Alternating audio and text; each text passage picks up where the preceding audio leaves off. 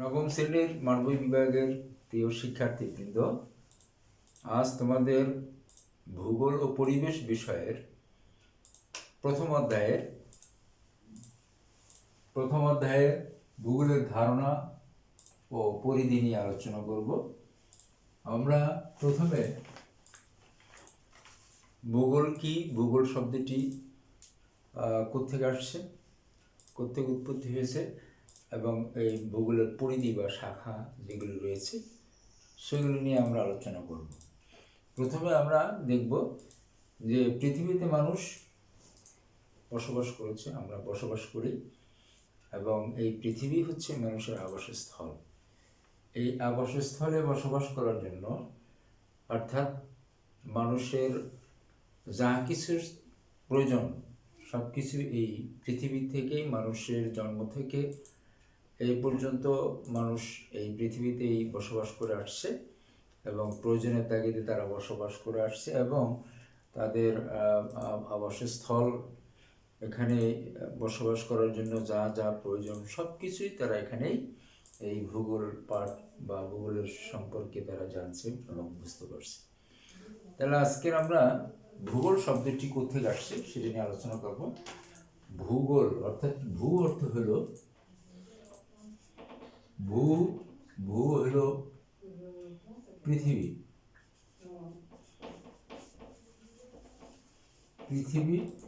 এবং গোল অর্থাৎ এটা ইংরেজি শব্দ, আর গোল অর্থ গোলাকার, আমরা সেটা জানি। কিন্তু এখন এটা ইংরেজি শব্দ হচ্ছে ভূগোল। পৃথিবী ভূগোল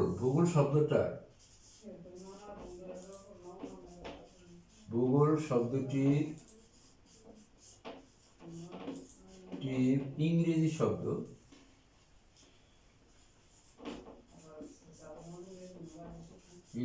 শব্দ হচ্ছে ভূগোল শব্দটির ইংরেজি শব্দ হচ্ছে জিওগ্রাফি।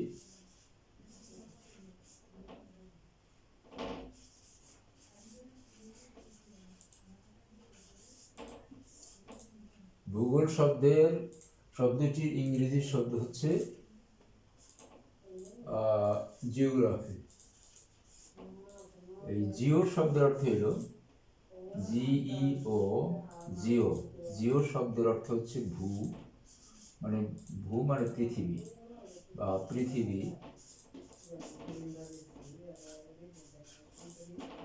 আর গ্রাফি শব্দের অর্থ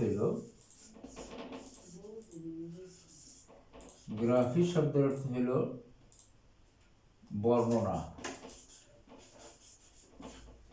তাহলে আমরা এখানে দুটি শব্দ পেলাম। প্রাচীন গ্রিসের সেই ইরার্থেনিস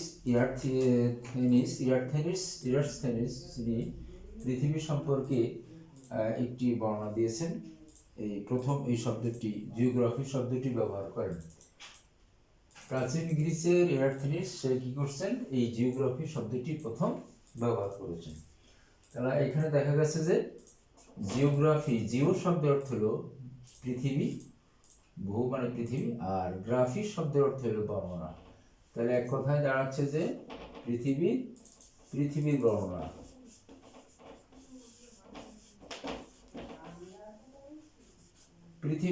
অর্থাৎ পৃথিবীতে আকাশ বাতাস, অর্থাৎ পৃথিবীতে যেমন আছে বায়ুমণ্ডল, জলবায়ু, সমুদ্র, মাটি, আবহাওয়া, যা কিছু সব কিছু নিয়েই এই আলোচনা করেছে পৃথিবী। যেমন আছে পৃথিবীতে আমরা বসবাস করি, আমাদের প্রয়োজনের তাগিদে যা কিছু দরকার, অর্থাৎ সেই প্রাকৃতিক পরিবেশ, মানব পরিবেশে যা কিছু দরকার সব কিছু এই ভূগোল আলোচনা করে। এই ভূগোল সম্পর্কে প্রাচীন অনেক ভূগোলবিদ তারা বিভিন্ন সংজ্ঞা প্রদান করেছেন। সেই সংজ্ঞাগুলি যদি আমি পর্যায়ক্রমে আলোচনা করি তাহলে এখানে অনেক সংজ্ঞা রয়েছেন। যেমন আছে অধ্যাপক মেকলি কি বলেছেন, অধ্যাপক ডাটলি স্ট্যাম্পের মতে কি আছে, অধ্যাপক কার্ল রিটার এবং রিচার্ড হাডসন বিভিন্ন ভূগোলবিদ বিভিন্ন সংজ্ঞা প্রদান করেছেন। এখন এই পর্যায়ক্রমে এই সংজ্ঞাগুলি আমি কে কি বলেছেন এটা আমরা একটু আলোচনা করব। এবারে দেখি তাহলে এক্ষেত্রে যেই সাধারণত যারা ওই প্রাচীন ভূগোলবিদ যারা বলেছেন এক এক করে আমি একটু আলোচনা করতেছি। এখন প্রথম বলেছেন অধ্যাপক মেকলি। অধ্যাপক মেকলি কি বলেছেন?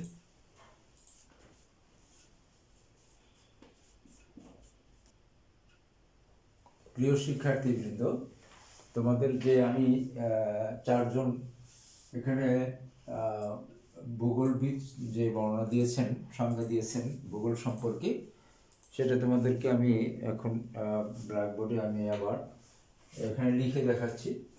1 নম্বর হচ্ছে অধ্যাপক মেকনি বলেছেন, মেকনি বলেন কি, মানুষের আবাসভূমি হিসাবে পৃথিবী আলোচনা বা বর্ণনা কি বলেছেন? ভূগোল। তাহলে এখানে দেখা গেছে যে মানুষের আবাসভূমি হিসাবে পৃথিবী আলোচনা বা বর্ণনাকে বলেছেন ভূগোল। অর্থাৎ মানুষ যে আবাসভূমিতে বসবাস করে, অর্থাৎ এইটা নিয়ে যে পৃথিবীর সম্পর্কে যিনি বর্ণনা দিয়েছেন তা এখানে তিনি বর্ণনার কথাই, পৃথিবীর বর্ণনার কথাই উল্লেখ করেছেন, যেহেতু মানুষ এই পৃথিবীতে বসবাস করে সেই কথাই এখানে বলছেন।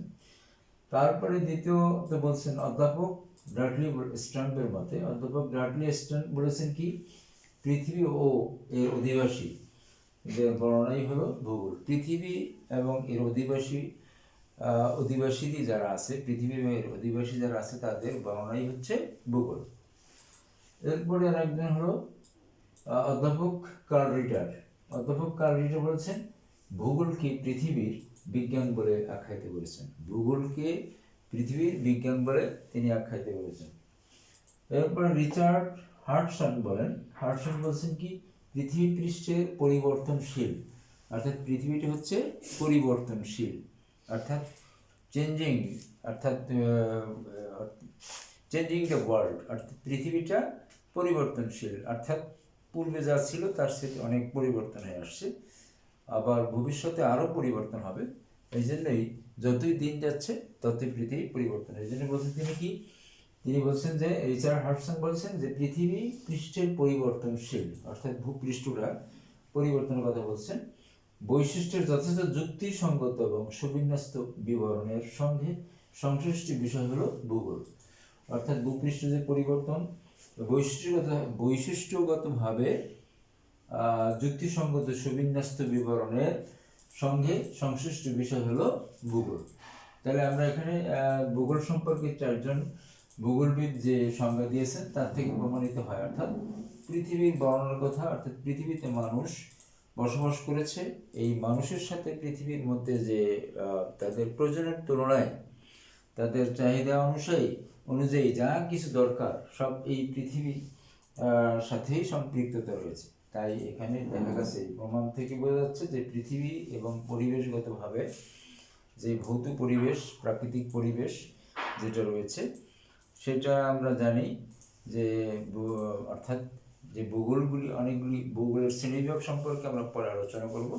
তাহলে সেক্ষেত্রে আমরা এখন ভূগোলের যে সংজ্ঞাগুলি সেগুলি আমরা ভূগোল সম্পর্কে তারা কি বলেছে সেটা আমরা জানতে পারলাম। তাহলে আমরা এখান থেকে ভূগোলের ধারণাটা, যেটা প্রাথমিক ধারণাটা আমরা পেলাম, এর ভিতরে চারজন ভূগোলবিদের আমরা বর্ণনা থেকে বুঝতে পারলাম যে পৃথিবীর ভূগোলটা কি, এবং ভূগোল শব্দটির ইংরেজি শব্দ কি, কোত্থেকে ইংরেজি শব্দটা বা এটার অর্থটা কি, এবং ভাগ করে আমরা এখানে দেখাইলাম, এবং যে সংজ্ঞাগুলি দিল সেগুলি আমরা জানতে পারলাম। এবারে আমরা আলোচনা করব ভূগোলের অর্থাৎ শাখা বা পরিধি। ভূগোলের শাখা বা পরিধি কি সেটা আমরা এখন আলোচনা করব, এবং কয় ভাগে। প্রথমত ভূগোলের পরিধিকে বা শাখাগুলিকে দুই ভাগে ভাগ করা যায়। একটা হলো প্রাকৃতিক, একটা হচ্ছে মানব ভূগোল। প্রাকৃতিক ভূগোল আর হচ্ছে মানব ভূগোল। এখন আমরা বোর্ডে এখন লিখে দেখাবো যে প্রাকৃতিক ভূগোলগুলি কয় ভাগে ভাগ করা যায় এবং মানব ভূগোলগুলি কয় ভাগে ভাগ করা যায় সেটা আমরা একটু লিখে দেখাবো। তাহলে দেখি আমরা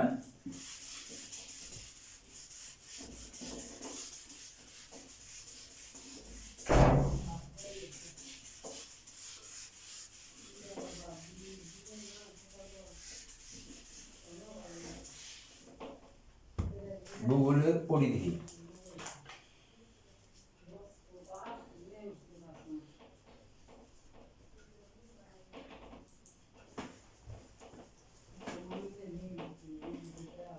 পরিধি অর্থাৎ এটাকে বা শাখা, প্রথমত এখানে কি আমরা দেখব এটাকে দুই ভাগে ভাগ করা যায়। একটা হচ্ছে প্রাকৃতিক ভূগোল,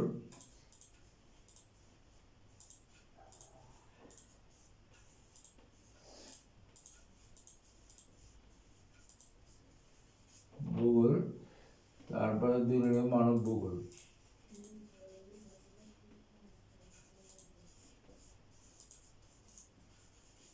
প্রাকৃতিক ভূগোল এবং মানব ভূগোল।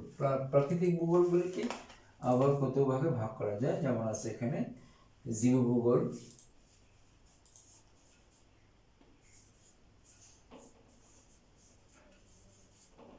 দুই নম্বর হচ্ছে জলবায়ু বিদ্যা,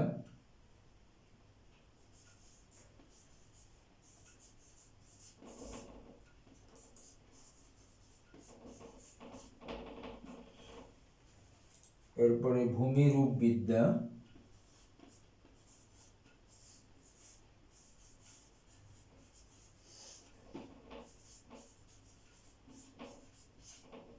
চার নম্বর হচ্ছে মৃত্তিকা ভূগোল,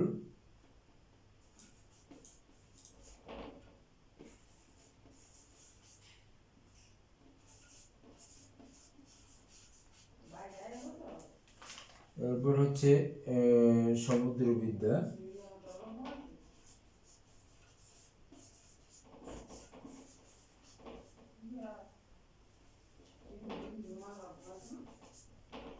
সমুদ্রবিদ্যা।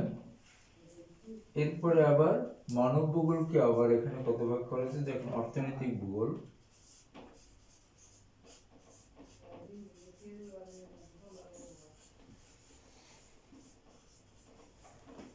অর্থনৈতিক ভূগোল,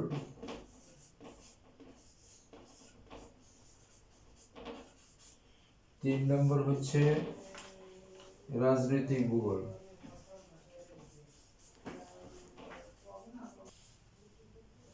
প্রিয় শিক্ষার্থীবৃন্দ, তোমাদের ভূগোলের পরিধি নিয়ে আলোচনা করছিলাম আমরা। প্রথমত ভূগোলের পরিধিকে দুই ভাগে ভাগ করা যায়, একটা হল প্রাকৃতিক ভূগোল আর একটা হচ্ছে মানব ভূগোল। তাহলে প্রাকৃতিক ভূগোলকে আবার এখানে পাঁচ ভাগে ভাগ করা যায়। প্রাকৃতিক ভূগোলের মধ্যে জীব ভূগোল, জলবায়ু বিদ্যা, ভূমিরূপ বিদ্যা, মৃত্তিকা ভূগোল এবং সমুদ্রবিদ্যা, এই পাঁচ ভাগে এখানে আমরা দেখতে পাই। আর মানব ভূগোলগুলিকে আবার এখানে 9 ভাগে ভাগ করা যায়। অর্থনৈতিক ভূগোল, জনসংখ্যা ভূগোল, রাজনৈতিক ভূগোল, আঞ্চলিক ভূগোল, সামাজিক ভূগোল, দুর্যোগ ব্যবস্থাপনা, সংখ্যাতাত্ত্বিক ভূগোল, পরিবহন ভূগোল, নগর ভূগোল। এখানে এই যেগুলি ভাগ করছে, এখন এইগুলিকে যদি আমরা পর্যালোচনা করি তাহলে আমরা এখানে দেখব, প্রথমে আমরা প্রাকৃতিক ভূগোল। এখন প্রাকৃতিক ভূগোল কাকে বলা হয় এবং মানব ভূগোল কাকে বলা সেটা আমরা আলোচনা করব। প্রাকৃতিক ভূগোল হচ্ছে এটাকে ভৌত ভূগোল, অর্থাৎ এটা দেখা যাচ্ছে যে প্রকৃতির যে যা কিছু যেমন আছে, প্রকৃতির যেমন আছে ভূমি, জলবায়ু এবং বায়ুমণ্ডল, হ্যাঁ, ইত্যাদি যে এই ধরনের আছে সেগুলি মানুষের মাটি, সমুদ্র, যা কিছু সব কিছু প্রাকৃতিক পরিবেশে যেগুলো রয়েছে সেগুলি হলো প্রাকৃতিক ভূগোল। এখন এই প্রাকৃতিক ভূগোলের মধ্যে জীব ভূগোল, অর্থাৎ জীব এবং উদ্ভিদ।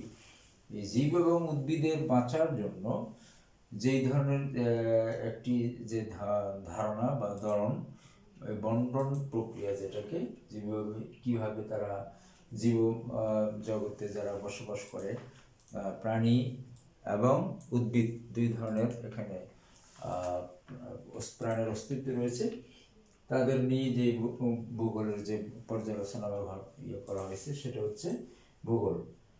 জলবায়ু বিদ্যা, জলবায়ু বিদ্যা হচ্ছে এই বিদ্যা সাধারণত অর্থাৎ বায়ুমণ্ডলের ভূপৃষ্ঠের উপরিভাগে যে বায়ুমণ্ডল রয়েছে, সেই বায়ুমণ্ডলের আকাশের বায়ুমণ্ডলের যে জলবায়ু জল অর্থাৎ অর্থাৎ বিভিন্ন যে পরিবেশে যে বায়ুর আর্দ্রতা, বায়ুর পরিমাণ, কোথায় কি পরিমাণ কি ধরনের যা কিছু আছে সেটা নিয়ে জলবায়ুর আবহাওয়া এবং সব কিছু নিয়ে আলোচনা করে। ভূমিরূপ বিদ্যা অর্থাৎ ভূমি কোথায় বন্ধুরতা, কোথায় উঁচু, কোথায় নিচু, যে সমস্ত পৃথিবীর মধ্যে দেখা যাচ্ছে যে পৃথিবীর ভূপৃষ্ঠে ক্ষয়ভবন অগ্নিভবনের মাধ্যমে যে ক্ষয়প্রাপ্ত হয়, এটা নিয়ে আলোচনা করা যারা, সেটা হলো ভূমিরূপ বিদ্যা। মৃত্তিকা ভূগোল, মৃত্তিকা মানে মাটি, যে মাটির বুনন রয়েছে, অর্থাৎ পৃথিবীর অভ্যন্তরভাগে যে অশ্বমণ্ডল রয়েছে, সেই অশ্বমণ্ডলটাকে প্রথমে দেখা যাচ্ছে যে এখানে মাটির ভূপৃষ্ঠের সাথে যে মাটির স্তর, তারপরে নিচের স্তর, এইভাবে দেখা যাচ্ছে যে উপরিভাগের যে মাটিগুলির গঠন এবং বুননগুলি কীভাবে আছে সেটা নিয়ে যারা গবেষণা বা পর্যালোচনা করে, সেটা হলো মৃত্তিকা বিজ্ঞান। আর সমুদ্রের বিদ্যা হচ্ছে সমুদ্রে মানুষ, সমুদ্রের পানির লবণাক্ততা, সমুদ্রে যে মৎস্য সম্পদ আছে, তারপরে সমুদ্রের বিভিন্ন ধরনের প্রাণীর অস্তিত্ব, যে জীবজন্তু, যে ধরনের জীব প্রাণী রয়েছে, এই সম্পর্কে যারা গবেষণা করে ইত্যাদি, সমুদ্রের পানির, সমুদ্র থেকে তারা কি উপকার লাভ করতে পারে ইত্যাদি নিয়ে যারা গবেষণা করে, সেটা হচ্ছে সমুদ্রের বিদ্যা। তাহলে আমরা এখানে প্রাকৃতিক ভূগোলের যে এইগুলি রয়েছে তার ভিতরে আমরা সবগুলো আলোচনা করলাম। এরপর হচ্ছে যে মানব ভূগোল, অর্থাৎ মানুষের কল্যাণের জন্য, মানুষের উপকারের জন্য, অর্থাৎ যেই ধরনের মানুষ সুবিধা ভোগ করার চেষ্টা করে, যেমন অর্থনৈতিক ভূগোলের মধ্যে দেখা যাচ্ছে যে পৃথিবীর ভিতরে অর্থ উপার্জনের ক্ষেত্রে মানুষ তাদের যেই ধরনের কি দ্রব্য উৎপাদন, কোন ধরনের ফসল উৎপাদন করলে অর্থ উপার্জন করা যায়, কিভাবে উপার্জন করা, সেই সম্পর্কে যে ভূগোলে আলোচনা করে, সেটা অর্থনৈতিক ভূগোল। জনসংখ্যা ভূগোল, অর্থাৎ যে ভূগোলের মধ্যে পৃথিবীর কোথাও জনসংখ্যা কীরকম, কম বা বেশি জনসংখ্যার দ্বারা মানুষের দেশের কল্যাণ বা উপকার হয়, কোথায় কি ইত্যাদি সম্পর্কে যারা আলোচনা করে, সেটা হলো জনসংখ্যা ভূগোল। রাজনৈতিক পরিস্থিতি, অর্থাৎ রাজনৈতিক ভূগোল যেটা, সেটা রাজনৈতিক পরিস্থিতি, অবস্থা, বিশ্বের কোথায় কি ধরনের, কোন দেশের কি অবস্থার রাজনীতি রয়েছে, সেই রাজনীতি নিয়ে যারা আলোচনা করবে বা যে ভূগোলটা সাধারণত রাজনীতি নিয়ে আলোচনা করে, সেটা রাজনৈতিক ভূগোল। অঞ্চল ভেদে, আচ্ছা, আঞ্চলিক ভূগোল হচ্ছে অঞ্চল ভেদে বিভিন্ন ধরনের আলোচনা হয়। অঞ্চলের এক একটা পৃথিবীর এক একটা অঞ্চলে এক একটা প্রাকৃতিক এক এক ধরনের পরিবেশ, সেই পরিবেশ জানার জন্য যে ভূগোল যারা গবেষণা বা পর্যালোচনা করে, যে ভূগোলবিদরা, সেইটা নিয়ে আঞ্চলিক ভূগোল বলা হয়। এই আঞ্চলিক ভূগোলে সাধারণত পৃথিবীর সেই জলবায়ু, তারপরে পরিবেশ, আবহাওয়া, বিভিন্ন রকমের সব কিছু জানা যায়। নদ নদী, আকাশ, বাতাস, সমুদ্র, মাটি ইত্যাদি ধরনের আলোচনা করা হয়। আর এর হলো সামাজিক ভূগোল, অর্থাৎ সমাজের মানুষ কি ধরনের, কি পরিবেশে, জানার জন্য কোন সমাজে কোন ধরনের মানুষ, তাদের পেশাগত কি ইত্যাদি সম্পর্ক জানার জন্য যে সামাজিক ভূগোল যেটা আছে। দুর্যোগ ব্যবস্থাপনা, একটা দেশে প্রাকৃতিক দুর্যোগ থাকতে পারে, এই দুর্যোগ কেন আসে, কি কারণে সেই দুর্যোগ মানুষ মোকাবেলা করতে পারবে, কিভাবে তাদের প্রাকৃতিক দুর্যোগ থেকে রেহাই পাওয়ার জন্য কি ব্যবস্থা গ্রহণ করা হবে, সেটাই জানতে হবে। সংখ্যাতাত্ত্বিক ভূগোল, এটা আমরা এইভাবে জানতে পারবো যে সংখ্যার পরিবর্তন, অর্থাৎ কীভাবে করা যায় ইত্যাদি। পরিবহন ভূগোল, অর্থাৎ এক জায়গা থেকে মানুষ অন্য জায়গায় চলার জন্য পরিবহন মাধ্যমে জানতে পারবে তারা, যে পৃথিবীর কোন জায়গায় কী ধরনের যোগাযোগের মাধ্যমে তারা রূপমান লাভ করা যায়, সেটা জানবে।